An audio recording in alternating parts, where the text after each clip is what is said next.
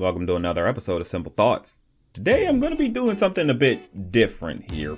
I've been having this major fascination with hot takes as of recently, and so I was thinking, what if I could kind of tackle people's hot takes and either dismantle them or try to add a little bit of merit to them, you know? And so I posted the idea on my community post asking, hey, would y'all be interested in something like that? And a good chunk of you managed to say yeah. And so I posed out to everybody on both my community posts on YouTube and on Twitter asking, hey, what are your hot takes? Give me whatever animation hot takes you have, and either I'll dismantle them or add some merit to them. And I managed to get a pretty overwhelming number of hot takes. Y'all really want to get some stuff off your chest, apparently.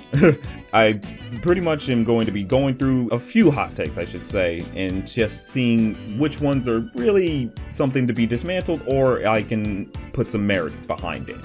I should preface this. If your hot takes don't make it into this video, then depending on how this video does, I might do another one where that hot takes gets put into that video. So don't feel bad if you don't see your name on here or if you don't see your hot take on here. So you always have a chance, especially some who gave me a lot of hot takes. So they pretty much will be in almost any future videos. I'm just telling you now.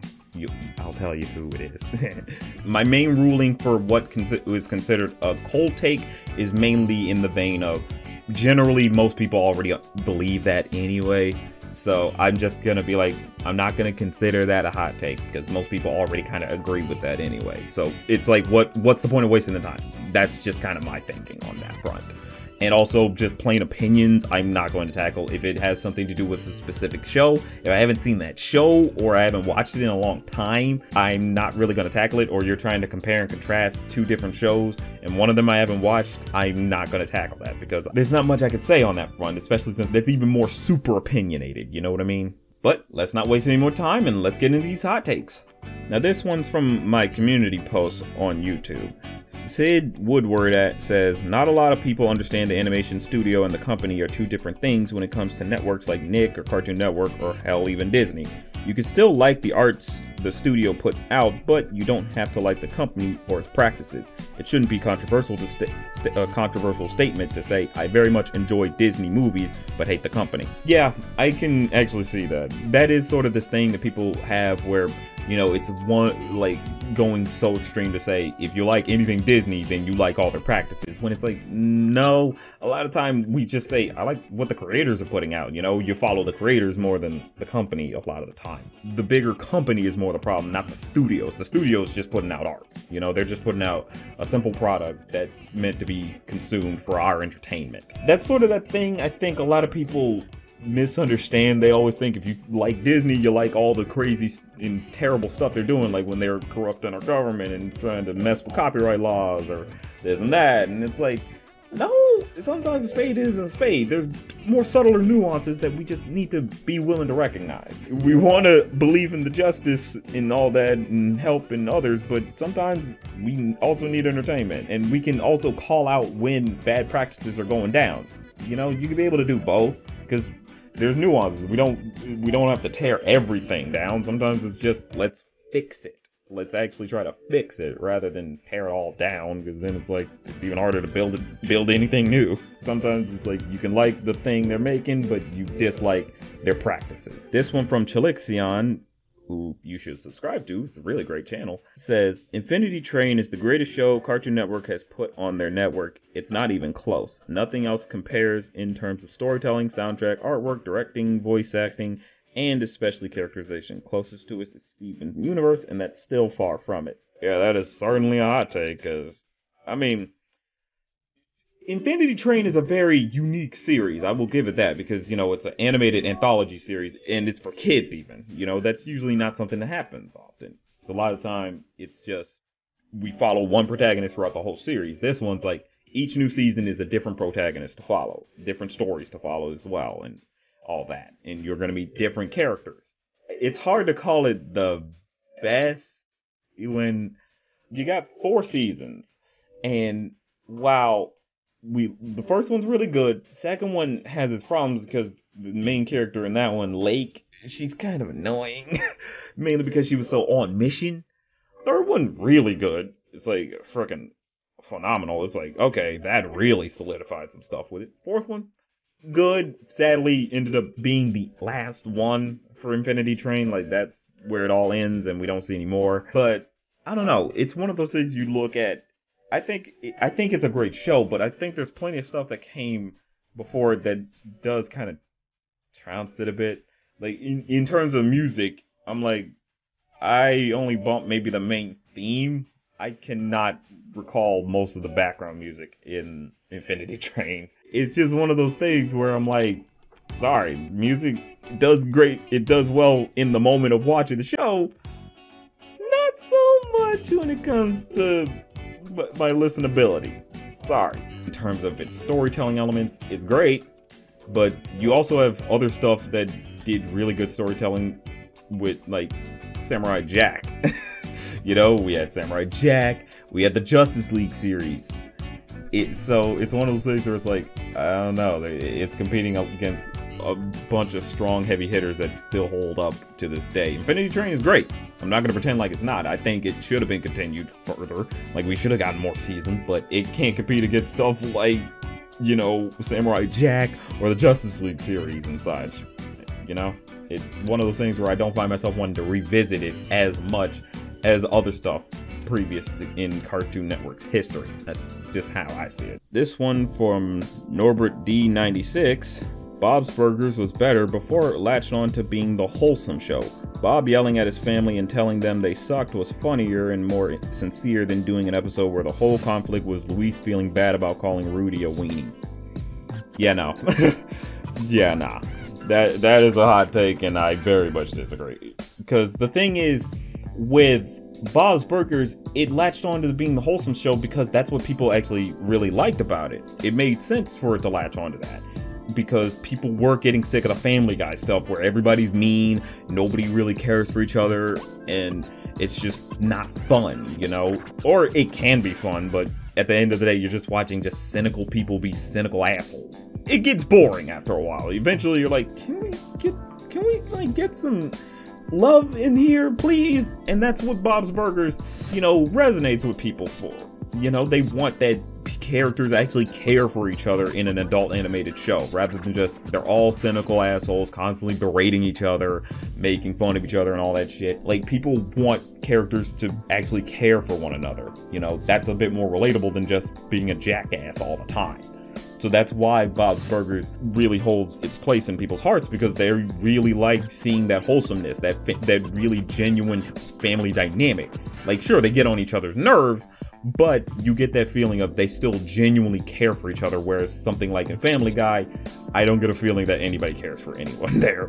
Now, granted, Terrific Tariq like made a great video talking about the heart of Family Guy, and even made a good point that a lot of it is in the vein of it's supposed to reset every single episode. Nothing is supposed to stick. You know, what happens in one episode doesn't affect the other at all, even in like callbacks to something or something. So, like, I think a lot of people just recognize that it's like Bob's Burgers just works with that wholesomeness. You know, people love that about it. And if it were to just be more cynical and Bob constantly berating his family on a regular, it eventually would wear out, and I don't think it would have lasted as long, because people would have just been like, oh great, it's just Family Guy again, where the father clearly doesn't like his family and is constantly berating them. That's why Bob's Burgers wholesomeness really resonates a lot. That's just one of the things, like, and it's still pretty funny. It's just more of a subtler funny that people kind of like. They don't like, some people just want subtle funny. They don't want big laughs, over the top craziness happening. Sometimes you just want something simple and small, you know? It's Bob's Burgers. They fucking kill it on that front. Plain and simple. This one from Artiste TB, who gave me so many hot takes that they basically guaranteed a spot in future videos. Thank you very much. Jeez, go subscribe to their channel. God. Okay. Steven Universe had a lot of great ideas and concepts, but fell flat on either execution or contradicting itself, while also mixing up whatever metaphor fusion were supposed to be. The internet defends this show so much that it's difficult to have a conversation about its issues. Here's the thing. Steven Universe, it didn't fall flat on its concepts. Like, you understand its concepts. Sadly, it did get shortened. Its themings and everything were like, it wore those on its sleeve. You understand just about what it is saying, but people tend to get confused about it. Like, for instance, the fusion thing, like Curtiz is pointing out, fusion, a lot of people confuse it as thinking it's sex. It's not sex. Want to know why it's not sex? Steven was born through the regular action of sex. They make it clear that gems and humans cannot fuse. Like, a pure gem and a pure human cannot fuse. But the only one who can fuse with a human is someone like Steven. What fusion is supposed to be a metaphor for, it's supposed to be bonds. Like the bonds we make with each other, you know? That's what it is. That's why when you see Steven doing fusion with different people, it's to indicate he's built a strong bond between him and that person. You know what I mean? That's what fusion's supposed to be. And the way we've seen it in other cases, it's like it can be abused. Like an abusive relationship can utilize this. Like, say, Lapis and Jasper. They were a fusion, but it was an abusive type of fusion. They weren't really meshing with each other. They're not romantically involved with each other. And that just makes it clear that, like, this is about bonds. Fusion can be abused, sadly, but it's more about the actual bonds you make with others. That's why you see, like, Steven fusing with his dad in the movie, because him and his dad have a father and son bond. That's what it is. It's just an indication of their bonds with each other. But in terms of its themings and understanding that love is kind of how we have to go through things, how we also need to be able to, you know, try to change people's minds. Because that's the thing. People think, oh no, the diamonds should have just been killed. They didn't have a means to do that, so they have to go the other route. That's why they had to go the peaceful route. And that's why the diamonds are not redeemed. Nobody likes them. The crystal gems don't hang out with them. It's more of a, we tolerate you, like you're here, but I'd rather you not be here. You know what I mean? Or we had to work together this one time at the very end of Steven Universe Future to save Steven, because that was just a common cause they had to come together for. But overall, like, Garnet's not about to hang with any of the diamonds. Pearl's not about to hang with them. Amethyst ain't about to hang with them. None of them are about to hang with them, okay? It's the point of change their minds, you know, change the regime, and maybe that can change the minds of the people in charge of the regime, and maybe that can change the society for the better, versus just killing them off and then creating a vacuum where an even worse superpower can get in place, you know? Its concepts are very strong, and you actually can get it. You really got to pay attention to how they're doing it and somewhat of the real world implications of some of the stuff that people suggest they should have done. You know what I mean? This one from Christopher Wade, who is a great artist. You definitely follow him on Twitter. Says, Buster and Babs being siblings in the new Tiny Toons is a much needed change. Not only have those characters not been thoroughly used in over 20 plus years, but most of their relationship was based around their romance and was kind of mid mostly. I'm ready for something new. So those of you who don't know, Tiny Toons Adventures is getting a reboot, and they're making some significant changes. Like in this one, they're supposed to be in college, like they're college age students, which that's fine, whatever. But, and another thing that they're trying to do is Babs and Buster are supposed to be brother and sister this time around. That's disgusting! In the previous show, they're seen to be dating, and they constantly are kissing. So, yeah. I get you need to make changes. This was one of those changes that doesn't make any damn sense, and it doesn't really work. If they just did something in the vein of, we are going to have it so they're just friends. I think most people would think, okay, it's a reboot, you gotta make some changes, because nothing really hinged on them being romantically involved, sure, but them being brother and sister is just now gross.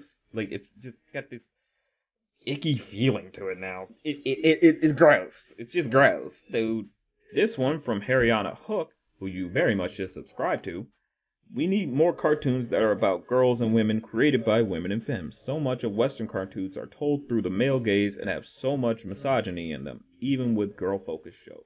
Yeah, I agree with that very much. Like, that's the thing. Like, we do have a lot of female-led shows, or more or less, like, the protagonist is female, but sometimes the show is created by a male, and that's not bad, but you could use more of the actual feminine touch, you know? You could use more actual women writing these characters, because who knows a woman better than a woman? You know what I'm saying? That's what it is. It's like, that's why, you know, Tuca and Birdie's really good because of the fact it's led by a female. There's female crew members on it, so they can easily add the proper spin to it that it needs. We should get more females in the crew. That's why I always advocate for representation, not just on the screen, but behind the scenes as well.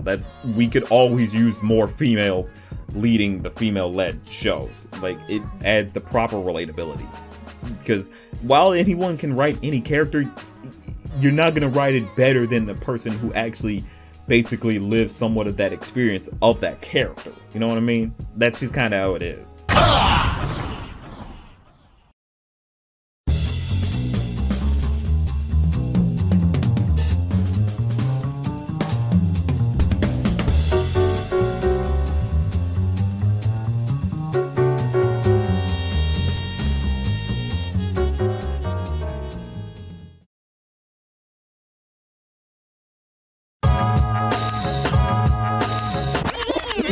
Jim Gisriel, who you subscribe to his channel and also is part of the Pizza Potty podcast, says, animation is more marketable if you actually market it.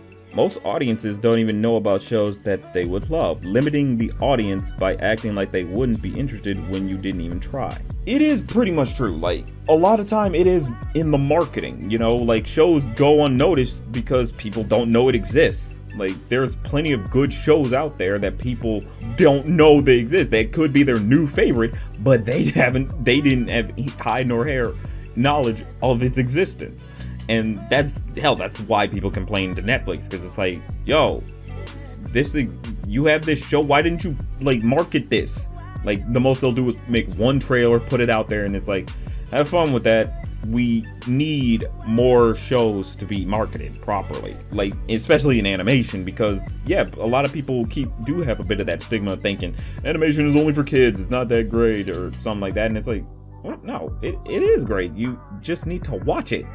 Go find it and go watch it, you know? But sadly, they don't know because it's not advertised to them, and that's just kind of the thing that always holds it back. Like, a lot of people would know about these shows if you just advertise it properly. Get outside of the whole demographic stuff. If you got a general audience and at all, like, that should be enough, you know? I don't know. It's crazy how they do it like that. But yeah. This one from Offbeat Kiki, awesome channel, you should subscribe by the way. Let minority characters be minorities without centering their entire narrative around that facet of their identity. Minority characters should be allowed to just be a minority without that having to be part of their identity, you know what I mean? You know, you can have a black character and they don't always have to talk about the struggle or hustling or anything like that, or they could just be a black character, but they have their own unique wants and desires that don't center around them being black, or a Indian character, or an Asian character, or a Hispanic character, and so on and so forth, Native American such. Like, it doesn't always have to be a facet of who they are. Sometimes they could just be that minority character, but that isn't like part of them, you know? I think that's something that kind of is the thing. It's like, we love representation. You don't need to always bring in the fact that they're that part of that minority group. That doesn't need to factor into their personality all the time, or it factors into their like backstory or something. Like, sometimes they could just be a character, you know? This one from Kiwi Ingli, who is part of the Down Bad Boys, and you should definitely go subscribe to their channel. Disney hasn't released any animated cartoon to top Gravity Falls yet. Owl House almost clears. Okay, Disney hasn't released any animated shows that top Gravity Falls. There's actually a take that came down the line from a while back. We'll get into it, but it's one of those things where I'm like, Gravity Falls is great, but I don't know. It's one of those shows where it's like, it was great for what it managed to get started at Disney, but on look back, you kind of start to realize other shows started to kind of outdo it. And by that, I mean stuff like, say, Amphibia or Owl House do kind of outdo it to a degree. I'll get more into the Amphibia part because there's another take about that. It did great for this whole mystery element and really getting the audience to like pay attention to different clues and all that. But it's also one of those things where it's like, it lacked in certain story elements. Like, let's say Dipper and Wendy. That whole thing was something that did not need to happen. I'm gonna level with you. It did not need to be stretched out to multiple episodes. You could add one episode and easily killed it off, because we all know it's the basic cliche of young boy has a crush on older girl, but obviously they can't be together because, you know, that's just gonna ruin their lives, obviously. So it's one of those, it was destined to crash and burn, and we're not really interested. It's like, I see the goal right there. Like, let's just go through it already. I'm sick of just being here. Let's get the fuck out of here, okay? That's something that was kind of very detrimental, you know? It kind of hurt the show up to a big degree, because it's like, yeah, they did focus on that a little too much. Or even in season 2B, like, there's the stuff with Ford, who is like, he's cool. They don't do much with him, but he's cool, I guess. And that's something where you're just like, if you just did something with him, we'd be in a good standing. But like, well, they do stuff with him, but it's more, he's always in the basement. There are episodes where he doesn't even show up at all, and it feels like this episode could have been in season 2 at the very beginning of season 2 or so, like the first half. But and then there's episodes where it's like he does sort of kind of do something, but it's so minuscule. Like the one where Stan runs for election. What does Ford do? Gives the kids a tie to control Grunkle Stan, and that's it. You want to do something else here? Your brother is literally running for mayor. Do something more, man. Have investment. Plus, I've heard, like, it wasn't a fun experience for a lot of the crew. Like, they really were not happy working on that show. So that really kind of sours it a bit, you know? That's just one of those things where it's like, it's still a great show. It's just, I think it's one of those things where it was good for foundation, but in terms of look back, I think other shows are able to kind of clear it a bit, you know? I genuinely do. Johnny Two Cellos, which is a great channel, you should go subscribe. It says Shrek has a poorly structured screenplay and a severely unlikable protagonist. What the? Damn, that is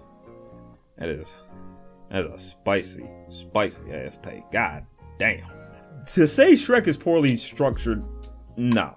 I easily disagree, because you understand everything going on from point A to point B, you know, from the beginning to the end. He's a guy who really does want to just be left alone, and he makes it clear that he doesn't, like, people obviously stereotype him, pigeonhole him as just this mean ogre. He plays into that stereotype, but deep down, we know it hurts him, you know?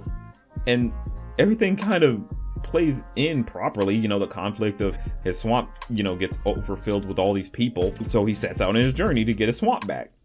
But he realizes it's truly a lonely, like, time. Like, once he realizes, it's like, damn, I'm lonely. I am not happy, actually. I thought I was, but I genuinely actually need people. Like, in terms of just structure for the story, it's like everything plays out just fine. And plus, it also plays on, it's mainly to play against the trope of the Disneyfication of fairy tales, you know?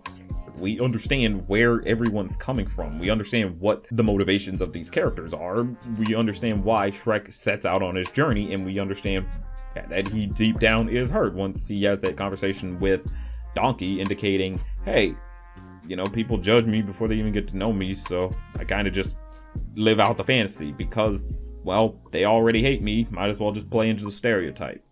And obviously, he realizes that's not good for him. In terms of severely unlikable protagonist, Shrek is a likable protagonist because he's sort of relatable. Everybody does relate to the whole, yeah, leave me alone. Like, you know, a lot of people recognize, a lot of people just like, leave me alone. I don't want to deal with any of this crap. Like, please. But that's just kind of that thing. Like, I say Shrek is a very likable character. He acts like a jerk, but a lot of the people he acts like a jerk to kind of deserve it. Like, if you were around Donkey, can you actually believe you would be friends with him on first impression? Like, genuinely think about that. You probably would be like, get away from me. I don't like you. I say he's a pretty likable character. So, yeah, I vehemently disagree with this one. Like it's Shrek. You know, Shrek is love. Shrek is life. Get with the program. Personified says, Gravity Falls has better dialogue than Amphibia, but as a whole, Amphibia is the better narrative and show in general. Weak!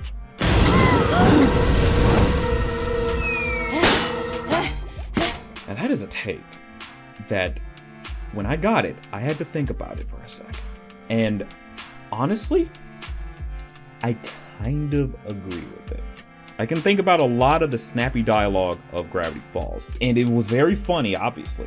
But when you really think about it, Amphibia, what sort of was lacking in its dialogue was it felt a little too meme heavy, like meme reliant.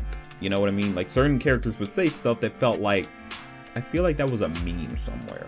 I don't want to live on this planet anymore. That's from Futurama, and it's mainly because of the meme rather than anything, you know? It kind of can hurt it a little bit. It's still good dialogue. I'm not going to pretend like it's bad dialogue at all. Beyond the dialogue, in terms of story, it's easy to say that Amphibia kind of was stronger because, you know, they were a bit more focused to a degree. Like first season was rough because you had a lot of episodes that didn't feel like they connected, but they were still good in their own sense of characterization, you know, really building up the relationship and dynamics of the characters, because that was actually important. You know, we needed to understand Anne being in Wartwood and being loved by Wartwood. You could argue we didn't need as many episodes, but it was still important to see that stuff. And then you get to second season, it's like, okay, they're really trying to focus down on a bit more of this stuff. Like, that's kind of that thing. I kind of do agree that I do feel Amphibia was a bit stronger in its narrative than Gravity Falls. Because Gravity Falls, it did take a minute for itself to really settle on, these are our bad guys, you know? Bale was introduced in season 1, but doesn't really become more of a problem until season 2, per se, you know what I'm saying? It's one of those things where it's like, this is what I was saying. It's like, I do feel like Amphibia holds a lot stronger than Gravity Falls. It's a great series, and we got a lot more out of it, especially since it was able to get a third season, whereas Gravity Falls stopped at just 2. So yeah, I say that's a take. I very much can agree with it. I say it's got merit. I honestly agree with that. This one from Awestruck Vox of the Roundtable, which is a great channel, you should go subscribe, says, shows like Smiling Friends prove episodic series are still more than capable of blowing up, contrary to what a lot of animation fans believe. The problem is a lot of newer episodic shows just aren't interesting or funny. Yeah, Smiling Friends very much proves that episodic shows are doing a lot better. People want to believe, oh, nobody will watch an episodic show. No, they very much will watch an episodic show. Like, Disney recently has Big City Greens, and that's very episodic, and it's like their most popular program right now. Yes, it is their most popular program. It is more popular than like Owl House or Amphibia. Now, those shows were doing great, are still doing great, obviously, but Big City Greens does really well because you could just hop in at any moment, and Smiling Friends is in that same boat. Like, you literally can just hop in at any moment and have a good laugh, you know? It's very funny. Like, the writing is very clever. The characterization is really fun. The timing is really tight. Like, it's just a laugh a minute type of show, you know? The belief that we can't have episodic shows because they won't be as popular, no, they can be just as popular as a story-driven show. It's story-driven shows that kind of struggle in popularity because people feel like they can't just hop in, you know, at any given moment. They got to look at the previous episodes before they can really get into it, and that kind of can hurt it. Whereas episodic, just jump in and you're already set. You don't have to watch previous episodes maybe just to get a little bit of context on some stuff, but not so much, you know. But yeah, like, Smiling Friends definitely broke the mold on that. This one from Roundtable Tom, who is part of the Roundtable, who you should subscribe to. Every animation studio has a witch who makes the storyboard move like that. I mean, animation is magic. So, yeah. That's going to do it for the hot takes. Thank you to everybody who submitted some. I'm going to kind of link to any channels that I shouted out, so that way it's easier in the description. So, yeah, if you have your own hot takes, let me know. You know, add them to the comments, because I might be able to take those and put them in another video if this does really well. So, you know, add your own hot takes. Let me know what you think of the hot takes that you heard here. What do you think of my takes on the hot takes, you know? let me know in the comments. For all you know, you could be in a future video. So let your voice be heard in the comments, and always remember, it's just a thought.